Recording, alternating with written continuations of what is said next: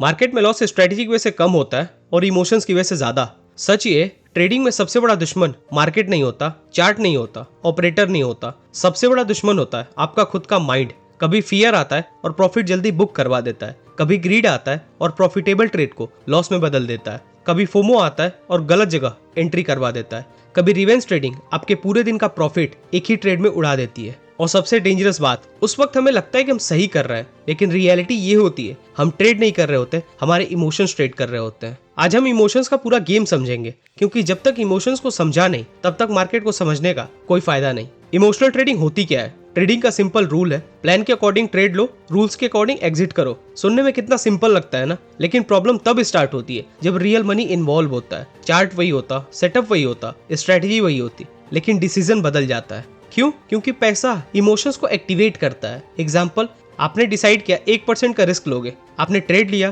Trade थोड़ा negative गया और सडनली माइंड बोलता है थोड़ा और होल्ड कर ले। ये स्ट्रैटेजी नहीं है, ये इमोशंस है, और यही इमोशनल ट्रेडिंग है। और इमोशनल ट्रेडिंग का सबसे पहला और कॉमन इमोशन होता है फियर। चलिए सबसे पहले उसी को समझते हैं। फियर का मतलब लॉस का डर, और ट्रेडिंग में फियर दो जगह अटैक करता है। सबसे पहला, एंट्री से पहले सेटअप क्लियर है, सब कुछ प्लान के अकॉर्डिंग है, लेकिन ट्रेडर एंटर नहीं करता। क्यों?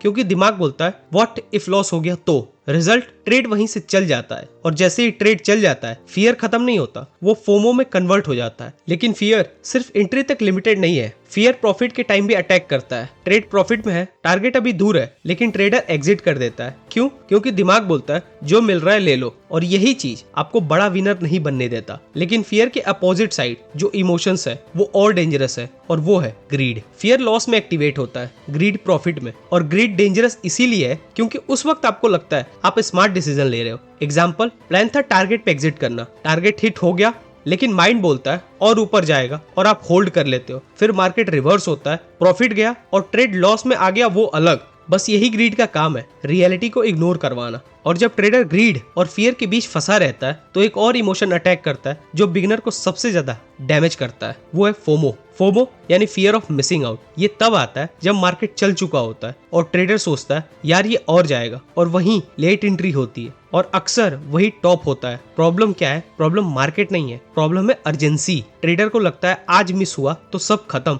लेकिन रियलिटी मार्केट कल भी खुलेगा पर कैपिटल शायद ना बचे। और जब फोमो एंट्री लॉस में कन्वर्ट होती है तब आता है सबसे dangerous phase, revenge trading.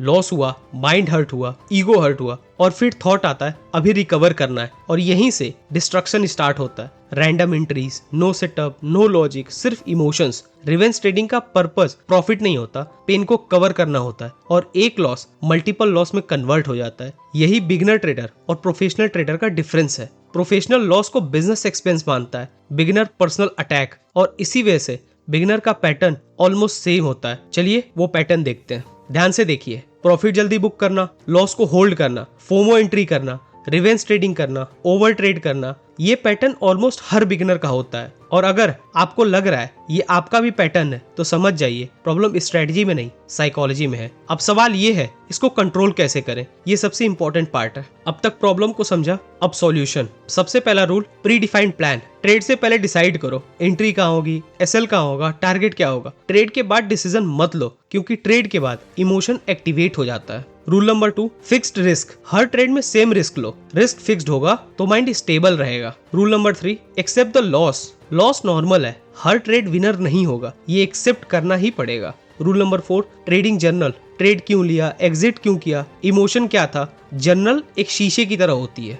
Rule number 5, break after loss. 2 loss हो गया, रुक जाओ, ब्रेक लो, रीसेट करो और प्रॉब्लम को आइडेंटिफाई करो, फिर ट्रेड करो। Rule number 6, position size. बड़ी क्वांटिटी इक्वल टू बड़े इमोशंस। सिंपल, और ये रूल्स प्रोफेशनल फॉलो करते हैं, इसी वजह से वो स्टेबल रहते हैं। समझते हैं कैसे। क्या प्रोफेशनल ट्रेडर इमोशनल नहीं होते? होते हैं, 100% होते हैं। डिफरेंस बस इतना है वो इमोशंस पे एक्ट नहीं करते, वो सिस्टम पे ट्रस्ट करते हैं। एक ट्रेड लाइफ चेंज नहीं करेगा, कंसिस्टेंसी करती है, और यही माइंडसेट उन्हें अलग बनाता है। और इसी से एक इंपॉर्टेंट माइंडसेट शिफ्ट आता है। ट्रेडिंग सैलरी नहीं है, ट्रेडिंग प्रोबेबिलिटी है। हर ट्रेड विनर नहीं होगा, लेकिन एज काम करेगा लॉन्ग टर्म में। जब ट्रेडर इस ट्रुथ को एक्सेप्ट कर लेता है, फियर वीक होता है, ग्रीड वीक होती है, फोमो वीक होती है, और डिसिप्लिन स्ट्रांग होता है, और यही हमें फाइनल ट्रुथ तक ले जाता है। इमोशंस कभी खत्म नहीं होंगे, फियर रहेगा, ग्रीड रहेगा, फोमो रहेगा, रिवेंज का अर्ज भी रहेगा। गेम इमोशन हटाने का नहीं है, गेम है उनके बावजूद रूल फॉलो करने का। यही डिसिप्लिन है और डिसिप्लिन ही लॉन्ग टर्म में प्रॉफिटेबल बनाता है। मार्केट आपका दुश्मन नहीं है, मार्केट बस आपको रिफ्लेक्ट करता है। अगर आप इम्पेशेंस हो, मार्केट एक्सपोज करेगा। अगर आप ग्रीडी हो, मार्केट एक्सपोज करेगा।